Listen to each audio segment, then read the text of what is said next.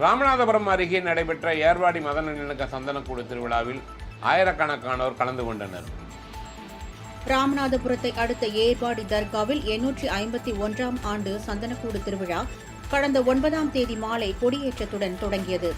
இதனைத் தொடர்ந்து 11 நாட்கள் தர்காவில் மௌலித் ஓதப்பட்டு வந்த நிலையில் இன்று அதிகாலை மின்னொலி அலங்காரத்தில் சந்தனக்கூடு நாட்டிய குதிரைகள் மற்றும் யானை முன்னே செல்ல மேலதாளம் மற்றும் வான வேடிக்கையுடன் ஊர்வலமாக புறப்பட்டு சுல்தான் செய்யது இப்ராஹிம் பாதுஷா அடக்கம் செய்யப்பட்டிருக்கும் ஏர்வாடி தர்காவை வந்தடைந்தது.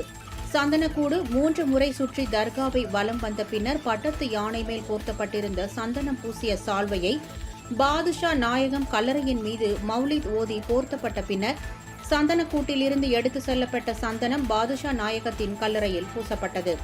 அப்போது பக்தர்கள் தங்கள் வாங்கி வந்திருந்த பூக்களை சந்தனக்கூடு இருக்கும் இடத்தை நோக்கி தூவி தர்காவை தரிசித்தனர். இந்த விழாவில் தமிழ்நாடு மட்டுமல்லாமல் கேரளா, ஆந்திரா உள்ளிட்ட வெளி மாநிலங்களில் இருந்து ஆயிரக்கணக்கான பக்தர்கள் கலந்து கொண்டனர். சந்தனக்கூடு திருவிழாவை முன்னிட்டு ராமநாதபுரம் மாவட்டத்திற்கு இன்று உள்ளூர் விடுமுறை விடப்பட்டுள்ளது. பாதுகாப்பு பணியில் 100க்கும் மேற்பட்ட போலீசார் ஈடுபட்டனர். ஆண்டுதோறும் நடைபெற்று வரும் இந்த சந்தனக்கூடு திருவிழா மத நல்லிணக்கத்திற்கு எடுத்துக்காட்டாக விளங்கி வருகிறது என்பது குறிப்பிடத்தக்கது.